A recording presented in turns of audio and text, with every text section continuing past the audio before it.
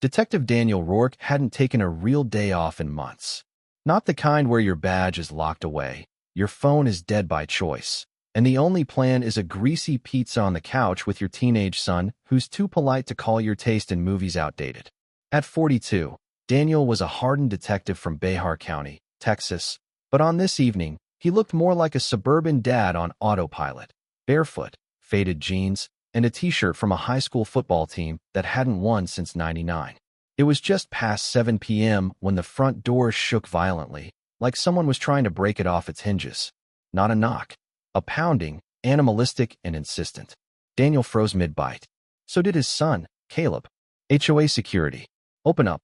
The voice was deep, theatrical, laced with a fake authority Daniel could smell from across the room. Before he could rise from the couch, the front door exploded inward, splinters flying, the chain lock snapping like a twig. Chaos erupted. 3 men stormed in wearing cheap black polos with HOA enforcement stitched in all caps. Not tactical, not regulation, not right. They moved with aggression, not trained aggression, but the reckless, dangerous kind. One grabbed Caleb and slammed him against the wall, knocking down a framed photo. Another rushed Daniel, yanking him by the collar and throwing him backward into the couch. The third hovered near the door, his hand resting on a holstered pistol that looked anything but standard issue. You violated Section 6C of the Community Code, the leader barked, voice booming with rehearsed menace. You're coming with us. Daniel didn't resist. Not yet. He scanned Caleb's face, pale but unhurt. Good. Still time. He calmed his breathing, reading these men like he'd done 100 suspects. They weren't real officers. Real cops don't scream community violations like they're felony warrants. Real cops don't put hands on kids. These were scavengers in costume, and Daniel knew things could go deadly fast. He stayed limp, played along. Caleb slipped down the hallway and into his room. That was the cue. No more pretending. Now Daniel wasn't just a dad on a couch. He was exactly what they feared most. He was the law. The fake officers spread through the house. One swaggered down the hallway. Another rifled through drawers like he had a search warrant from heaven.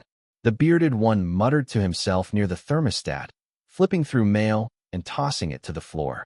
Daniel stayed seated, calculating. One man returned from the hallway with Caleb's medical kit. Not just Band-Aids, but EpiPens, seizure meds, glucose strips. He dumped the contents onto the rug like trash. What the hell is this? Where's the paperwork for your antenna? He yelled, pointing to nothing. Daniel didn't flinch. Beard shouted from across the room. Unauthorized installation. Visual violation of neighborhood standards. Section 3A. Where's your variance paperwork, huh? Daniel said nothing. From the hallway, Caleb crept out again, just enough to see. His lip trembled. He backed away, barely stifling a sob. That sound, that fragile breath, broke something deep in Daniel. Not glass, tectonic. These intruders weren't looking for HOA violations. They were hunting for fear, for submission, for a thrill. Daniel had seen it before. Different streets, same sickness. Cowards playing cops. He looked to Caleb's door. The boy had vanished behind it. Still, Daniel could feel the sob hanging in the air like smoke. That was the line. Not when the door broke. Not when they put hands on him. Not when they trashed medical supplies. It was when they made his son feel powerless. He rose slowly, calmly, like a man who already knew how this story would end. I'm going to make you an offer, he said. They paused. Just long enough. Leave now, Daniel said, voice even. And nobody goes to prison tonight. One of them scoffed, spat on the floor. You serious? Who the hell do you think you are? Daniel bent down, lifted a black leather case from under the cushion, and flipped it open. The badge caught the light. Detective Daniel Rourke, Bexar County PD Fraud and Financial Crimes Division. The room went still. You boys just made a real mistake, he continued. Armed home invasion. Assaulting a minor. Impersonating law enforcement. Theft of medical records. Civil rights violations. And that's before the extortion. They didn't laugh this time. Beard stepped back, pale.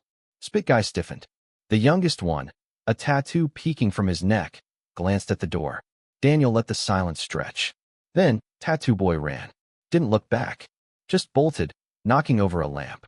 Beard twitched, hand moving toward his waistband. Too late. Daniel stepped in, elbowed hard into his ribs, twisted the wrist. and disarmed him before the gun hit the floor. "Don't move," Daniel growled, zip-tying him with the precision of a man who'd done this 100 times. From the hallway, Caleb appeared again, phone to his ear. "Emergency services." "What's your emergency?" "My dad's a cop," Caleb said, voice shaking but steady. 3 men broke in. He stopped them. "Send backup." Real backup. Within 5 minutes, the cul-de-sac lit up like a crime scene. Sirens echoed, red and blue reflecting off windows. 2 cruisers arrived. Officers approached fast, weapons ready. Daniel stood on the porch, calm, waiting. 2 men zip-tied on the lawn. One neighbor tackled the runaway 3 doors down. "This one's Joel Franklin," Daniel told them. "Wanted in 2 counties. Ran a fake water inspection scam." "That's Troy Benson." "Fired mall cop." "Assault record." The officers traded glances. "Franklin and Benson? No way. They've been ghosting us for weeks." "Well," Daniel said, brushing off his jeans, "they picked the wrong damn house." He gave his statement later with the calm of someone trained for chaos. The officers sat stunned as they heard how 3 men with online badges and printed-out codes tried to run a felony under the guise of neighborhood enforcement. "If I hadn't been a cop," Daniel said, "they'd have walked." He didn't just want charges for impersonation. He wanted the full list: trespass, assault, fraud, tampering with medical files, child endangerment. "This wasn't a misunderstanding," he said. "It was a scam built to prey on people who don't know the law." One officer nodded. "We'll bury them in charges." Outside, Daniel found Caleb on a bench. The boy looked up. "Dad," he said, voice small. "That was kind of awesome." Daniel blinked, then smiled. Not big, but real. They sat together, shoulder to shoulder, breathing in a moment that finally felt safe. A month later, the story exploded. First neighborhood forums, then local news, then national. Headlines: "Fake HOA thugs caught on camera." "Cop fights back." The footage showed everything: the break-in, the aggression, Caleb's terrified face, and Daniel's badge flashing like justice itself. He didn't care for the fame. He cared about the courtroom. And on a bright morning, he got his verdict. The prosecutors spoke clearly. They wore uniforms they didn't earn, carried weapons they weren't authorized to hold, and used fear as their weapon. Only because of one man's restraint and courage do we have this case. 7 charges: home invasion, assault on a minor, impersonation, fraud, unlawful possession, tampering with medical records, and conspiracy to extort. Applause broke out. The judge allowed it. Caleb squeezed Daniel's hand. Outside, cameras rolled. Daniel said nothing. The DA called that evening. Federal agencies were investigating similar scams. Daniel had exposed something systemic. That night, over takeout, Caleb looked up. "I'm glad people know now," he said. Daniel nodded. "So am I." Mid-trial, the defense tried one last play. Claimed Daniel, off-duty, used excessive force. He was in civilian clothes, the lawyer argued. They had no weapons drawn. The judge shut it down. Detective Rourke was in his home. His child was assaulted.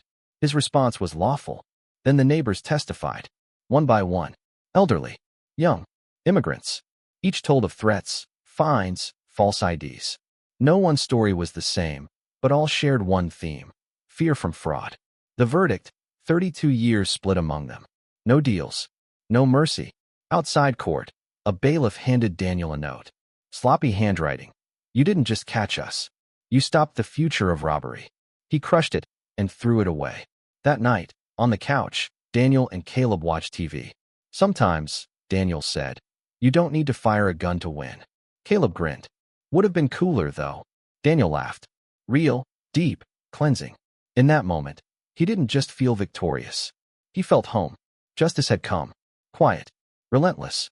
Wearing jeans, tired eyes, and the badge of a real cop.